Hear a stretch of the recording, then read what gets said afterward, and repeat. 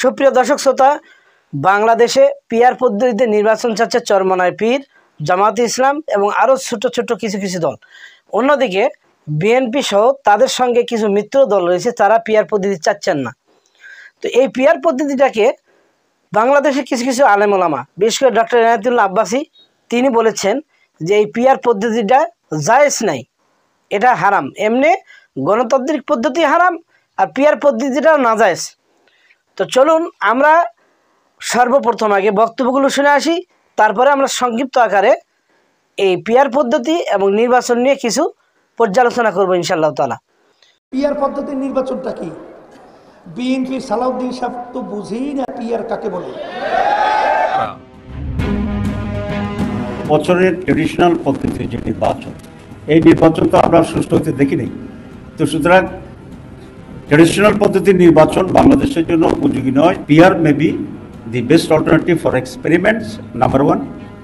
Number two, যে পিআরের মাধ্যমে ভোটারদের রিয়েল রিপ্রেজেন্টেশনটা হয় বোধ, এবং সেই ইস্যুতে আমরা আন্দোলন করব, সেটাকে আমরা রিয়েলাইজ করার জন্য চেষ্টা করব। এটার কারণ হচ্ছে 54 বছরের ট্রেডিশনাল নির্বাচনের পদ্ধতিতে আমরা দেখেছি যে এখানে ফেয়ার ইলেকশন কখনো নিশ্চিত করা যায় নাই। সুতরাং এই দীর্ঘ সময়ের ব্যর্থতার প্রেক্ষিতে আমরা একটা নতুন এক্সপেরিমেন্ট করতে চাই, যারা পৃথিবীর প্রায় 70-80টা দেশে আছে, যেটা মোর প্রতিনিধিত্বমূলক। একজন 51% পেয়েছে, একজন 49% পেয়েছে। বর্তমান ট্রেডিশনাল সিস্টেমে যিনি 51 পেয়েছেন উনি গলায় মালা পরবেন, জিন্দাবাদ। আর যিনি মাত্র 2% কম পাইছেন তিনি জিরো হয়ে যাবেন। আগে যখন ইলেকশন করতাম, বিশেষ করে মহিলারা বলতো বাবা ভোট পছাবো না, তখন বুঝতাম না, এখন তো ঠিক আছে, মানে that will not be valued at all. কিন্তু পিআর সিস্টেমে আপনি 49% এখানে পেয়েছেন, আর কোথাও আপনি 52% পেয়েছেন, আর কোথাও আপনি 10% পেয়েছেন। সারা বাংলাদেশের ইন টোটালিটি আপনার স্ট্রেংথটা কি সেটা প্রতিনিধিত্ব হবে, এবং সেই প্রফেশন আনুপাতিক করেই আপনি পার্লামেন্টে আসন গ্রহণ করবেন। এটা আমরা মনে করি ভোটারদেরকে ভ্যালু দেওয়া হয় প্রত্যেকটা ভোটকে, এবং ভোট কেন্দ্র দখল করে ওই জায়গায় এমপি হয়ে যাওয়ার যে বিগত দিনগুলোর যে কালচার, সেটাও আর থাকবে না। কারণ তিনি তো কেন্দ্র কেন দখল করবেন? কারণ উনি যে এখান থেকে এমপি হবে এটা নিশ্চয়তা নেই। উনি টাকা কেন খরচ করবেন? উনি এমপি হবেন এটা কোনো নিশ্চয়তা নেই। সুতরাং একটা ফ্রি ফেয়ার ইলেকশনের জন্য মোর প্রতিনিধিত্বমূলক যে সিস্টেম সারা দুনিয়ায় আজকে প্রবর্তিত আছে, this is new for Bangladesh. বাংলাদেশের নতুন, বিশ্বের নতুন। আমরা মনে করি এটা জনগণের ভোটের রাইটসকে নিশ্চিত করবে। আমরা সেই দাবি আমরা উত্থাপন করছি। আপনি ইংরেজি একটি কথা জানেন যে এক্সাম্পল ইজ বেটার দ্যান প্রিসিপ্ট। তো বাংলাদেশের এরকম অনেক এক্সাম্পল, একটা এক্সাম্পল না, গণভোটের এক্সাম্পল আছে, লিগ্যাল ফ্রেমওয়ার্কের এক্সাম্পল আছে, অর্ডিন্যান্সের এক্সাম্পল আছে। তো যে কোনো একটাকে এখন আমরা ব্যবহার করে এটাকে আমরা বইতে দিতে হবে, এবং সংস্কারের ভিত্তিতেই নির্বাচন হইতে হবে, যেটি কিছুটা হইলেও ফেয়ার ইলেকশনের একটা আস্থা বা ফেয়ার ইলেকশন হবে এরকম একটা কনফিডেন্স মানুষের গ্রো করতে পারে। শুধু আমার দাবি খুব স্পষ্ট যে আমরা অবশ্যই নির্বাচন চাই, নির্বাচনে আমরা অংশগ্রহণ করতে চাই, কিন্তু নির্বাচনকে ফেয়ার করার শর্তটাকে আমরা জোর করে এখানে খুব গুরুত্বের সাথে বিবেচনা করতে চাই। সেই জন্যে ঐকমত্য কমিশনের যে সুপারিশ আছে সেগুলোকে আইনি ভিত্তি দেওয়া, বাস্তবায়ন করা, এবং সেই ভিত্তিতে আমরা আজকে মাননীয় সিসিকে বলেছি যে নির্বাচনের পূর্ব শর্ত হচ্ছে লেভেল প্লেইং ফিল্ড, খেলার মাঠটা সমান হতে হবে, কারোটা উঁচা নিচা এটা হবে না। এবং উনি আমাদেরকে নিশ্চয়তা দিচ্ছেন, বলেছেন, যদিও এটা আজকে আমার জামাতের পক্ষ থেকে ওইরকম প্রতিনিধিত্বমূলক নয়, তারপর উনি বলেছেন যে আমার দিক থেকে আমি সাধ্যমতো এই ব্যাপারে আমি সিরিয়াস থাকব। আমি ইমানি দায়িত্ব মনে করি এই দায়িত্ব নিয়েছি, কারো প্রতি কোনো রাগ বিরাগ বা ফেভার আমি করব না। আমার জীবন থাকতে হলেও আমি এটাকে ফেয়ার ইলেকশনের জন্য যে ভূমিকা নেওয়া দরকার আমরা সেটা নেব।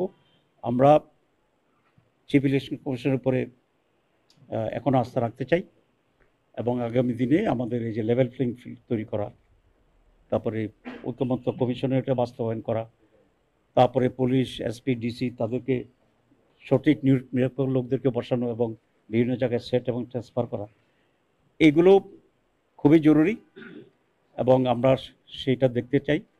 এবং এখন তো নতুন আরেকটা ভেজাল লেগে গেছে, পিআর পদ্ধতিতে নির্বাচন চায়। ক্ষুদ্র ক্ষুদ্র কিছু দল আছে, এরা কি পদ্ধতিতে চায়? পিআর পদ্ধতিতে, সংখ্যানুপাতের ভিত্তিতে পার্লামেন্ট মেম্বার নির্বাচিত হয়। আমি এটার পক্ষে না, শরীয়ত এটাকে সমর্থন করেন।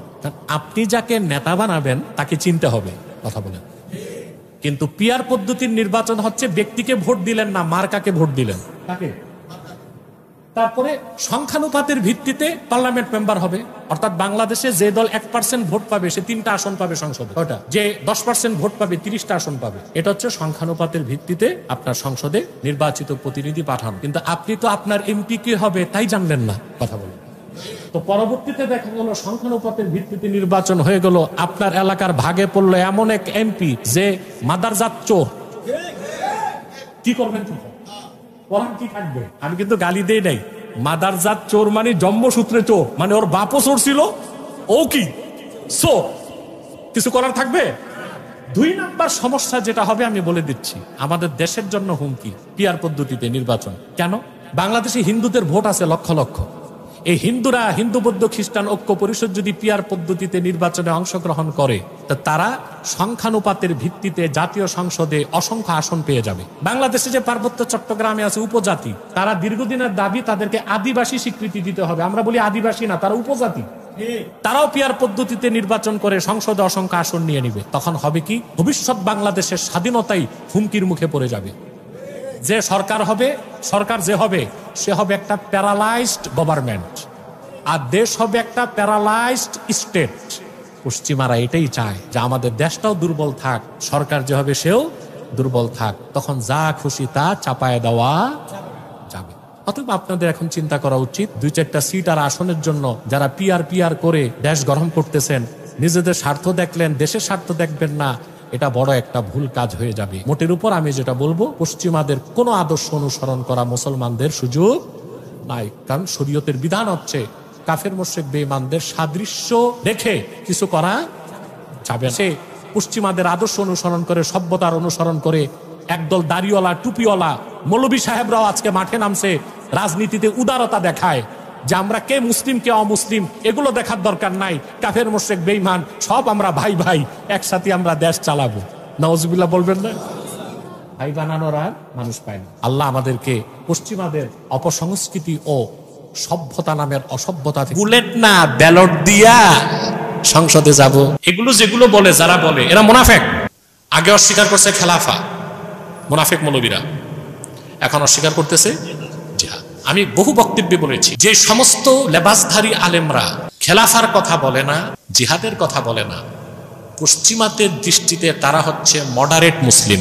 আল্লাহ তাআলা বলেন, দেখুন ডক্টর এনায়েতুল্লাহ আব্বাসী সহ মানে পীরপন্থী এবং লামাযহাবী এই দেশের বিশাল অংশের একটা গ্রুপ রয়েছে, তারা চাচ্ছে খিলাফত মানে ভোট পদ্ধতি যে হারাম, এটা হারামকে মেনে নিয়ে এটা ঘোষণা দিয়ে পিআর পদ্ধতি এইটাও হারাম, এইটা পিআর পদ্ধতিতে গেলে একটা আত্মঘাতী সিদ্ধান্ত হচ্ছে, যাতে করে বাংলাদেশের মানুষ, বিশেষ করে ইসলামী দলগুলোই কিছু আসন পেলেও তারা একটা বিপদের মধ্যে পড়ে যাবে, বিপর্যয়ের মধ্যে পড়ে যাবে।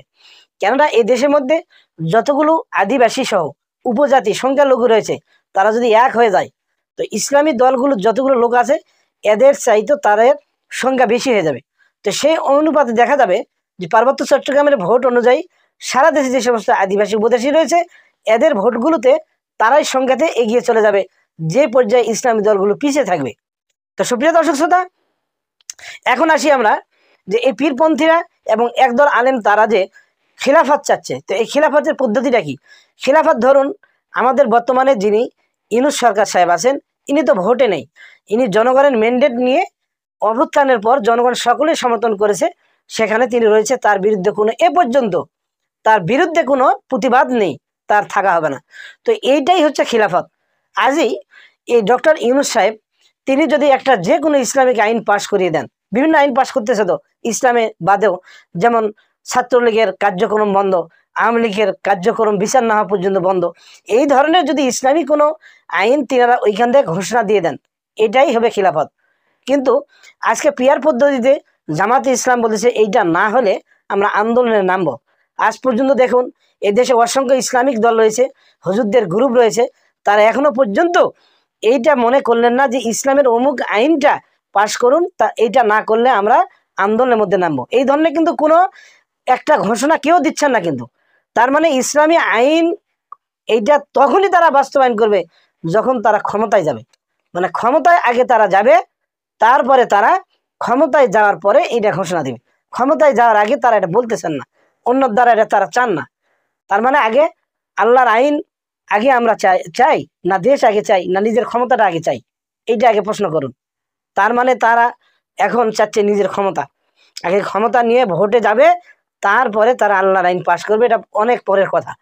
কিন্তু খিলাফত এইদিকে পীর সাহেব সহ যারা গণতন্ত্র বিরোধী হারাম বলতেছে একদল, এই দল ওলামায়ে কেরামগণের মতে তিনারা চাচ্ছেন যে এই ইউনূস সাহেবকে দ্বারাই সম্ভব, তিনি থাক, কিন্তু দেশের জনগণ মানে অধিকাংশ বেশিরভাগ যখন চাইবে যে না আমরা আর এই সমস্ত আইন চাই না, আমরা কোরআন হাদিসের সুন্নাহর আইন চাই, কোরআন সুন্নাহর আইন অনুযায়ী দেশটা চলুক, এই কথা বললেই হয়ে গেল। তো খিলাফত এইটাই।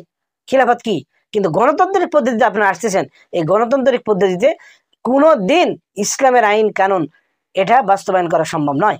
এর বাস্তব একটা প্রমাণ, জামাত ইসলামের আমিরকে জিজ্ঞেস করেছিলেন একজন মেয়ে সাংবাদিক যে আপনারা ক্ষমতায় যদি আসেন তাহলে কোরআনের আইন বাস্তবায়ন করবেন, তো তখন মহিলাদেরকে তো বাধ্যতামূলক বোরকা পরতে হবে, তখন মহিলাদের অবস্থা কি হবে?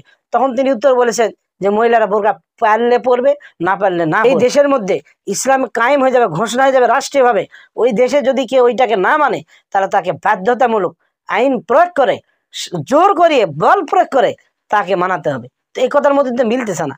কাজেই এই দেশের যতগুলো ইসলামিক দল আছে আপনারা পিয়ার পদ্ধতি নিয়ে আন্দোলন করবেন, আপনারা গণতন্ত্র নিয়ে আন্দোলন করবেন, আন্দোলনে ঝাঁপিয়ে পড়বেন যে গণতন্ত্রের জন্য জীবন দিয়ে দিবেন, অথচ একটা ইসলামের আলো আজ পর্যন্ত দেখলাম না কোনো একটা আলেম, একটা ইসলামিক দল তিনারা যে ইসলাম কায়েম হোক এই দেশে এইরকম দাবি নিয়ে প্রধান উপদেষ্টার অভিমুখে কেউ রওনা হয়নি।